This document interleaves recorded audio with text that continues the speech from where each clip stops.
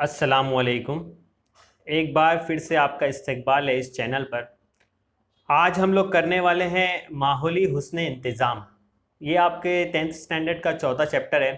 बड़ा easy chapter है, आप डे टू डे लाइफ में इसको देखते आ रहे हो।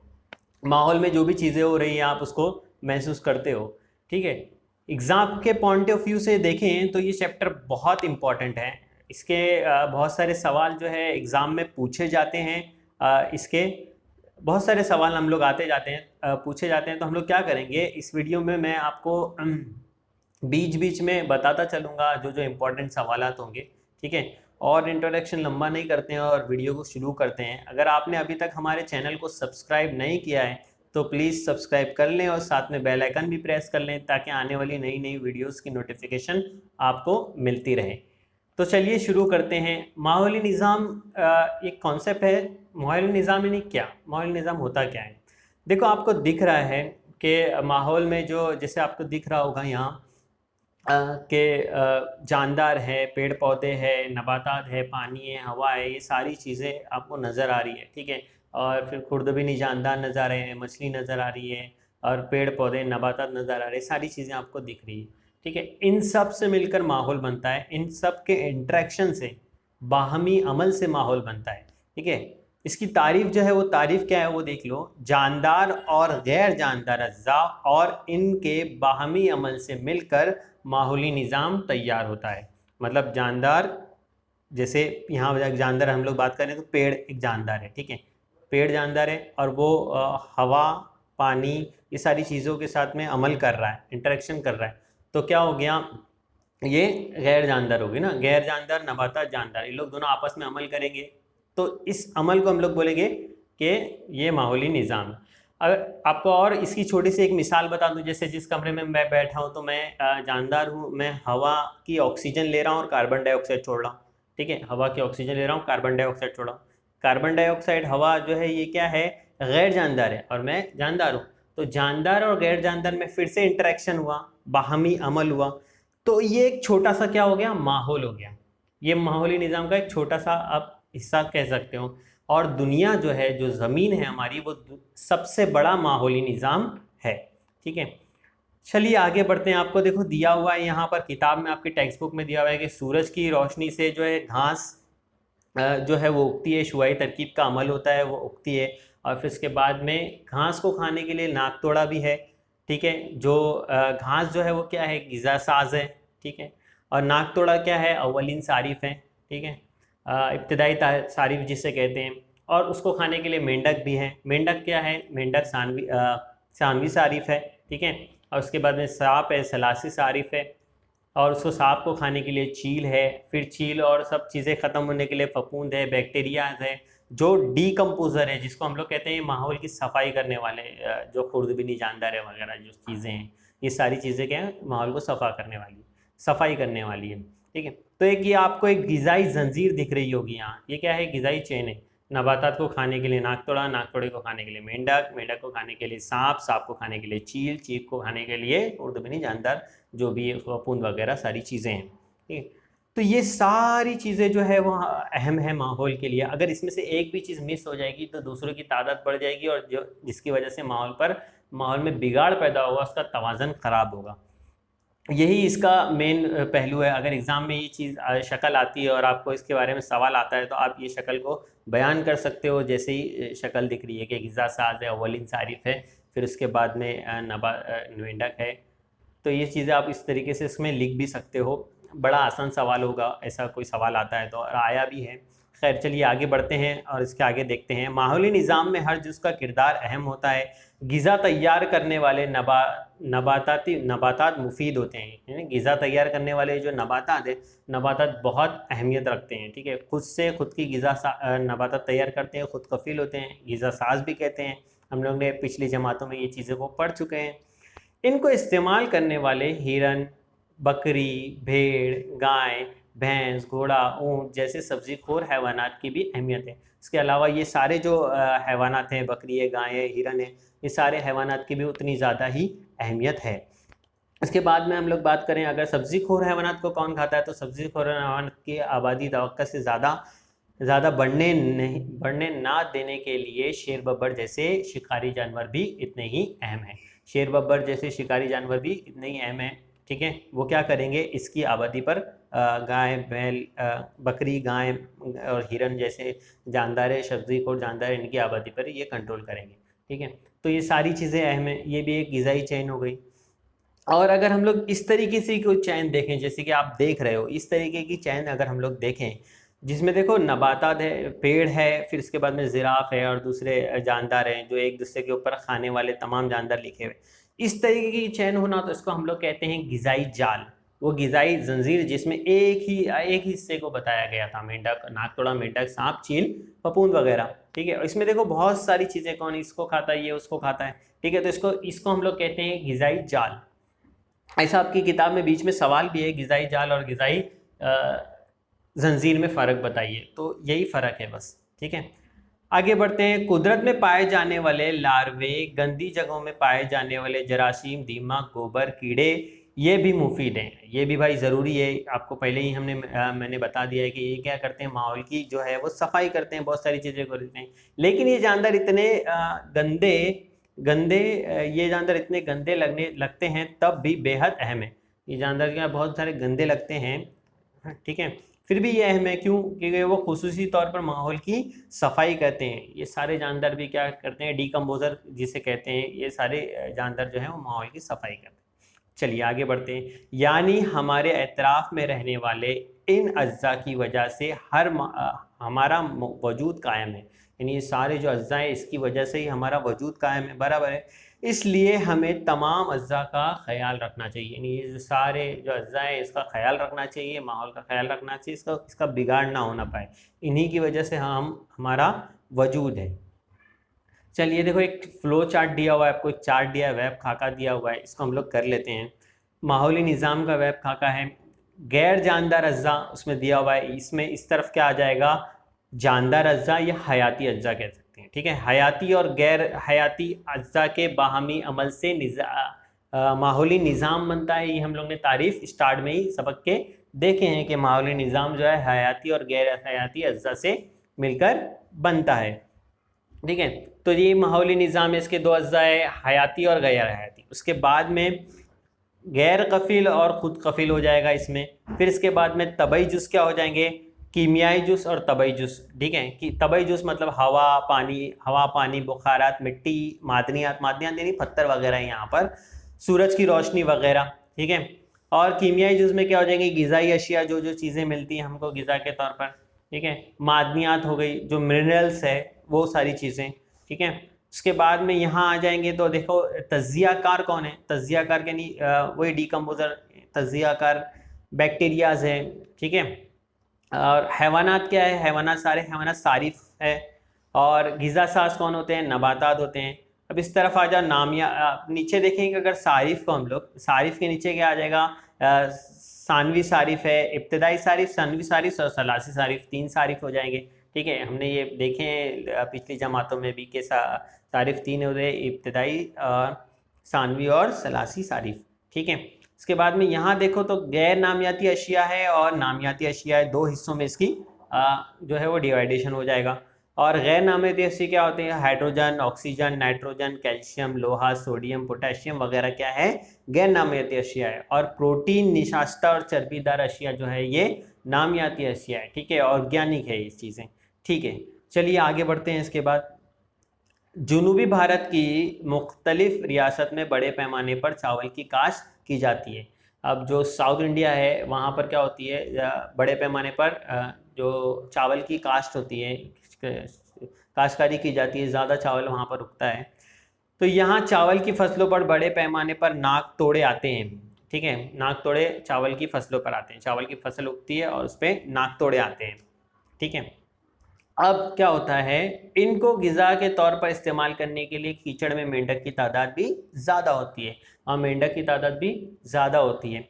और इन मेंढकों को खाने के लिए वहाँ सांप भी होते हैं, लेकिन अगरचा यहाँ मेंढकों की तादाद कम हो जाए तो अब ये सवाल ये पूछ रहा है, यहाँ सवाल है कि एक मेंढक की तादाद वहाँ पर कम हो गई, ठीक है।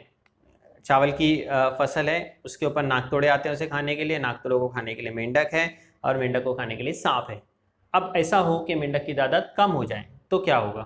تو دیکھو یہاں پر ذرا سوچئے کر کے، اس میں 3 سوالات دیے ہیں، چاول کی فصل پر کیا اثر ہوگا۔ پہلا سوال یہ ہے، تو دیکھو اگر مینڈک کی تعداد کم ہو جائے، مینڈک کم ہو جائے، ٹھیک ہے، تو کیا ہو جائے گا، اس کی وجہ سے ناک توڑے کی جو تعداد ہے وہ کیا ہوگی، بڑھ جائے گی، ناک توڑے زیادہ ہو جائیں گے، اور ناک توڑے کی تعداد زیادہ بڑھ جائے گی تو چاول کی فصل کیا ہو جائے گی، برباد ہوگی، زیادہ خراب ہوگی، ٹھیک ہے۔ اب دوسرا سوال پوچھا ہے کس صارف کی تعداد بڑھے گی اور کس صارف کی تعداد کم ہو جائے گی، مطلب کس کی تعداد بڑھے گی اور کس کی تعداد کم ہو جائے گی۔ تو ناک توڑے کی بھائی تعداد بڑھ جائے گی اور چاول کی فصل کم ہو جائے گی، خراب ہو جائے گی، زیادہ برباد ہوگی۔ مینڈک کی تعداد تو کم ہونے کی وجہ سے کی بات ہو رہی ہے، ٹھیک ہے، اور سانپ کی تعداد بھی کم ہو جائے گی۔ کیوں ہوگا سانپ کی تعداد کم، کیونکہ ان کو کھانے کے لیے مینڈک نہیں ملے گا، ان کی غذا کی چین جو ہے وہ ختم ہو جائے گی، تو سانپ کی تعداد بھی کم ہو جائے گی۔ تو مجموعی طور پر یہاں کے ماحول کا نظام پر کیا اثر ہوگا، تو یہی اثر ہوگا کہ چاول کی فصل برباد ہو جائے گی، ناک توڑوں کی تعداد زیادہ ہو جائے گی اور سانپ کی تعداد بھی کم ہو جائے گی۔ ایسا ماحول وہاں کا بگاڑ ہو جائے گا، ماحول میں بگاڑ آ جائے گا، ماحول بگڑ جائے گا، ٹھیک ہے، اوورآل یہی اس کے اوپر اثرات ہوں گے ایسے ماحول پہ۔ یہ ایگزام میں پوچھا بھی جاتا ہے سوال، تو اس کو آپ اچھے سے اسٹڈی کر کے جائیے گا۔ چلیے آگے دیکھتے ہیں، ماحول اور ماحول نظام میں تعلق۔ اب ماحول کیا ہے اور ماحول نظام میں تعلق۔ ماحول ایک وسیع اصطلاح ہے۔ ماحولی نظام تو ہم لوگ نے دیکھے کہ چھوٹے چھوٹے ہزاروں کروڑوں ہمارے اطراف میں ماحولی نظام ہے، جیسے میں نے ایک مثال بھی دیا کہ کمرے میں ہم لوگ سانس لے رہے ہیں تو وہ ایک ماحولی نظام میں ہے، ٹھیک ہے۔ تو ماحول جو ہے وہ بہت سارے ماحولی نظام سے مل کر ماحول بنتا ہے۔ ماحول ایک وسیع اصطلاح ہے، جانداروں پر کسی نہ کسی طرح سے اثر انداز ہونے والے طبعی، کیمیائی اور حیاتی اجزاء کو مجموعی طور پر ماحول کہتے ہیں۔ طبعی اجزاء مطلب ہوا، پانی، مٹی وغیرہ، ٹھیک ہے۔ کیمیائی اجزاء مطلب ہم نے کیمیائی غذائی منرلز دیکھے ہیں، چارٹ میں جو چیزیں دیکھے ہیں کیمیائی اشیاء ہے وہ سب، اور اس کے بعد میں حیاتی اجزاء یعنی تمام حیوانات، جاندار وغیرہ، یعنی ساری چیز آ گئی جو دنیا پر، زمین پر جو بھی چیزیں ہیں سب اجزاء کو مجموعی طور پر ماحول کہتے ہیں۔ یہ ساری چیزوں کو کیا کہتے ہیں، ماحول کہتے ہیں۔ مختصراً یہ کہ ماحول میں اطراف کے حالات، جاندار، غیر جاندار، قدرتی اور انسان کے بنائے ہوئے اجزاء کا شمار ہوتا ہے، یہ ساری چیزوں کا، ٹھیک ہے، اجزاء کا شمار ہوتا ہے۔ ماحول کی دو قسمیں، دو قسم کون کون سی ہے ماحول کی، ٹھیک ہے، وہ دیکھ لیتے ہیں۔ پہلی قسم ہے ماحول کی کہ ایک تو ہے قدرتی ماحول، ایک قدرتی ماحول ہے، اور دوسرا ہے انسان کا بنایا ہوا ماحول، انسان کا بنایا ہوا ماحول، دو ماحول ہے، ٹھیک ہے۔ اب اس کے اوپر سے نا آپ کا کتاب میں جو سبق اینڈ میں سوال دیا ہے، چھٹے کا الف ہے کہ ماحول پر اثر انداز ہونے والے عوامل کون سے ہیں، تو وہ ہم لوگ یہاں سمجھیں گے ماحول پر اثر انداز ہونے والے اجزاء کون سے ہیں یا عوامل کون سے ہیں۔ تو قدرتی عوامل دیکھ لیتے ہیں، انسان کے بنائے ہوئے عوامل دیکھ لیتے ہیں، ٹھیک ہے۔ ماحول، اس کے ذریعے سے آپ یہ سب پوائنٹ سے آپ اس کا جواب بھی لکھ سکتے ہو، ماحول پر اثر انداز ہونے والے عوامل، تو قدرتی عوامل اور انسان کا بنایا ہوا ماحول یا انسانی عوامل کہہ سکتے ہیں اس کو، ٹھیک ہے۔ اب دیکھو اس میں پہلا ہے زلزلہ، قدرتی طور پہ زلزلہ آتا ہے بھائی، ٹھیک ہے، زلزلہ آتا ہے تو کیا ہوتا ہے، بڑے پیمانے پر بربادی ہوتی ہے۔ اس کے علاوہ پھر اس کے بعد میں ہے جنگل کی آگ، جنگل میں آگ لگ جاتی ہے تو یہاں پر موجود جو جاندار ہیں ان کو رہنے کا ٹھکانہ ختم ہو جاتا ہے، ان کا مسکن ختم ہو جاتا ہے، تو ان کے وجود کو خطرہ ہو جاتا ہے۔ اس کی وجہ سے جنگل کی جو آگ ہے اس کی وجہ سے بھی ماحول میں بگاڑ آتا ہے۔ اس کے بعد میں آتش فشاں کا پھٹنا، آتش فشاں کے پھٹنے سے بھی بڑے پیمانے پر آلودگی وغیرہ چیزیں ہوتی ہیں۔ اس کے بعد میں ہے سونامی آنے سے بھی بہت ساری تباہی مچتی ہے، مالی اور جانی نقصان ہوتا ہے، ٹھیک ہے۔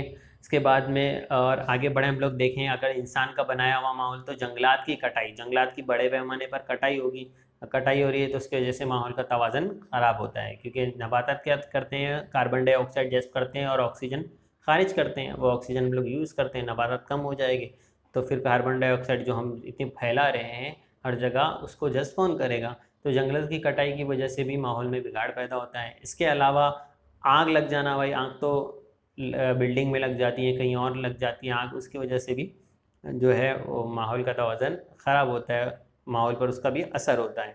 اس کے بعد میں گاڑیوں کے جو دھوئیں نکل رہے ہیں اتنے زیادہ، اس سے بھی پولوشن زیادہ ہو رہا ہے، ماحول پر اثر ہو رہا ہے۔ اس کے بعد میں ہے صنعتوں کے دھوئیں، صنعتیں جو بڑی بڑی صنعتیں آج بن رہی ہیں اس کے وجہ سے ان کے دھوئیں نکلنے سے زیادہ ماحول پر یہ سارے چیزیں جو ہے انسان کے بھی اور قدرتی عوامل بھی، جو قدرتی آفت ہے جسے کہہ سکتے ہیں، ان سب کا ماحول پر اثر پڑتا ہے اور اس کی وجہ سے ماحول کا توازن خراب ہوتا ہے. ٹھیک ہے, یہ سارے جو عوامل ہیں ماحول پر اثر انداز ہونے والے عوامل ہیں. چلیے اب آگے بڑھتے ہیں. قدرتی ماحول میں ہوا, فضائی کرہ, زمین, جاندار وغیرہ کا شمار ہوتا ہے.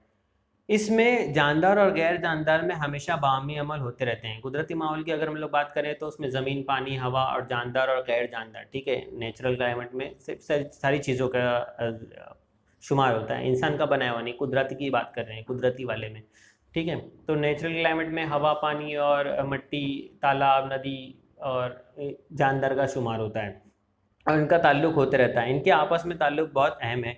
انسان کے بنائے ہوئے ماحول کا بھی قدرتی ماحول پر بالواسطہ یا بلا واسطہ اثر ہوتا ہے. اب انسان نے جو ماحول بنایا, گاڑیوں کے دھوئیں نکل رہے ہیں یا پھر جو انڈسٹریز ہے اس میں سے دھواں نکل رہا ہے, انڈسٹریز میں سے پانی جو ہے وہ ندیوں میں پھینکا جا رہا ہے, کچرا کیا جا رہا ہے. ٹھیک ہے, یہ ساری چیزوں کا بھی جو ہے وہ اثر پڑتا ہے قدرتی ماحول پر.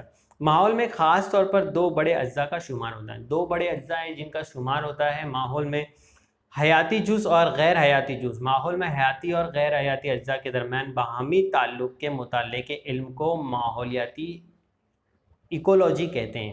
ٹھیک ہے, یعنی یہ بھی وہی بات ہو گئی, حیاتی اور غیر حیاتی اجزاء کے درمیان باہمی تعلق جو ہے, عمل جو ہے, ٹھیک ہے, حیاتی اور غیر حیاتی اجزاء جو ہے ان کے درمیان جو باہمی عمل ہے, تعلق ہے, اس کے مطالعے کو ماحولیات کہتے ہیں. یعنی ساری یہ جو چیزیں زمین پر موجود ہے, نباتات, حیوانات, ساری چیزوں میں آپس میں کچھ نہ کچھ تعلق ہو رہا ہے, اٹریکشن ہو رہا ہے. ٹھیک ہے, باہمی عمل ہو رہا ہے.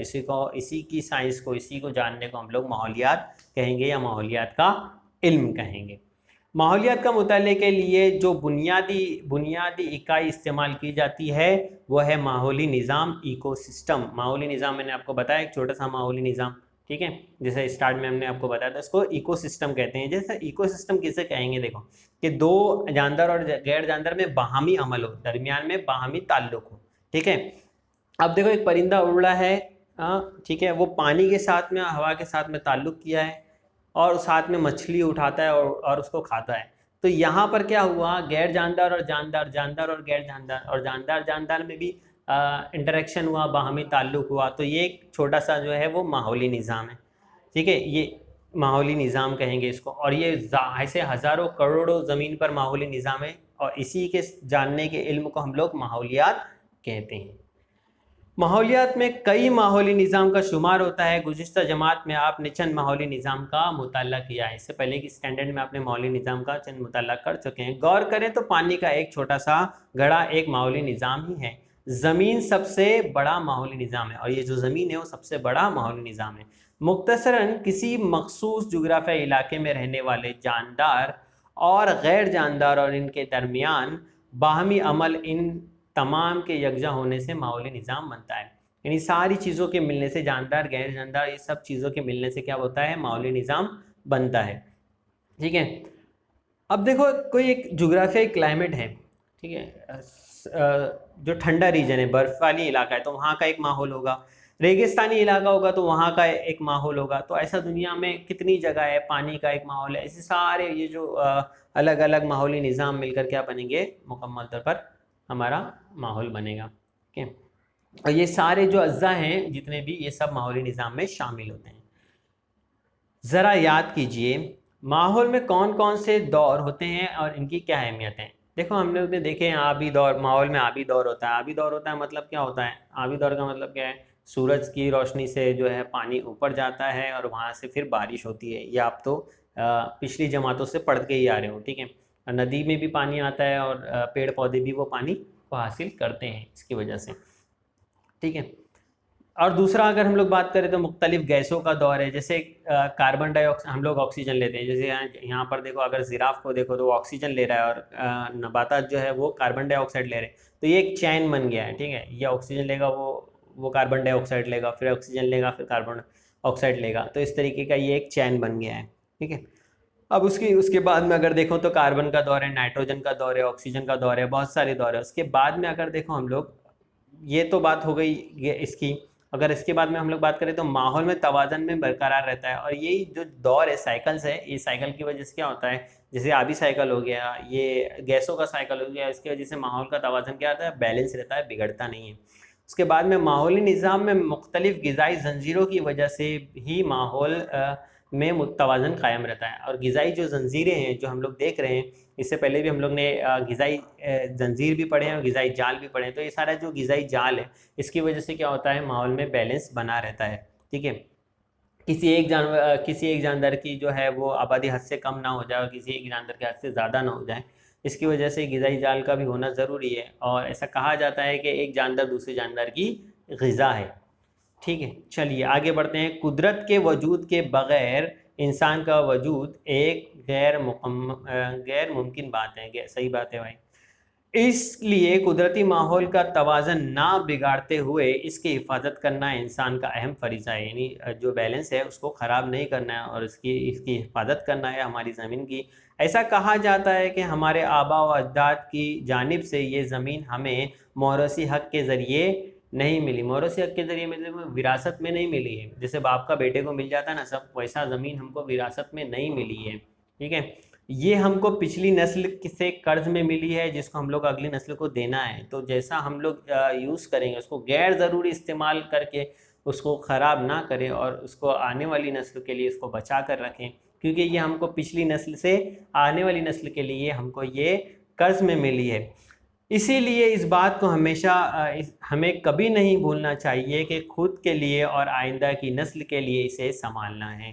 اس زمین کو ہم کو سنبھال کے رکھنا ہے، اس کو آلودہ نہیں کرنا ہے، اس کو خراب نہیں کرنا ہے. ٹھیک ہے، اس کو سنبھال کے رکھنا ہے، اپنا ماحولی نظام کو بچا کے رکھنا ہے تاکہ آنے والی نسل بھی اسی طریقے سے اپنی زندگی گزار سکے جس طریقے سے ہم آج زمین پر زندگی گزار رہے ہیں.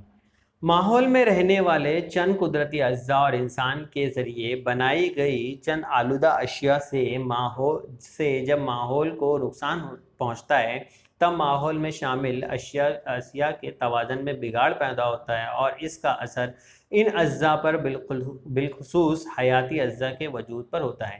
اب دیکھو، کوئی چیزوں کا ضرورت سے زیادہ استعمال کریں گے اور اس چیز کا بگاڑ ہوگا، وہ چیز کو ہم لوگ آلودہ کریں گے تو اس کی وجہ سے کیا ہوگا، ماحول کا توازن خراب ہوگا، امبیلنس ہوگا اور ماحول میں جو حیاتی اجزاء ہیں ان کے وجود کو خطرہ ہو جائے گا. جیسے دیکھو آج نا سب گاڑیوں کا دھواں نکل رہا ہے، اتنی ساری چیزیں استعمال ہو رہی ہیں تو ماحول کا توازن بگڑ گیا. بگڑنے سے کیا ہو رہا ہے کہ انٹارکٹیکا اور دوسری جگہ کی جو ہے برف زیادہ پگھل رہی ہے، زیادہ گرمی ہو گئی ہے آج ماحول میں. تو جو برفانی علاقے میں رہنے والے جاندار ہیں ان کو رہنے کے لیے کوئی اب جگہ نہیں بچی ہے کیونکہ وہاں کی بھی برف پگھل رہی ہے. اب اگر آگے بڑھتے ہیں ہم لوگ، یہاں پر گاندھی جی کا ایک کال دیا ہوا ہے کہ ہر ایک کی ضرورت کو پورا کرنا زمین کی استعداد میں ہے، لیکن اس میں کسی کی بھی حرص پوری کرنے کی استعداد نہیں ہے. لالچ پوری کرنے کی زمین کے اندر طاقت نہیں ہے. اس کے علاوہ جو استعداد ہے وہ زمین کی، وہ سب کی پوری کر سکتی ہے. ٹھیک ہے، یہ مہاتما گاندھی جی ہیں جن کا یہ کہنا تھا. آج زمین پر کئی قدرتی اور انسان کے پیدا کردہ اجزاء کے اثر کی وجہ سے مختلف ماحولی نظام مسائل پیدا ہو گئے ہیں. ماحولی مسائل پیدا ہو گئے ہیں. ماحولی مسائل کیا ہیں وہ دیکھیں گے ہم لوگ. ان میں ماحولی آلودگی ایک اہم مسئلہ ہے. یعنی آلودگی جو ہے وہ ایک اہم مسئلہ ہے ماحولی نظام میں.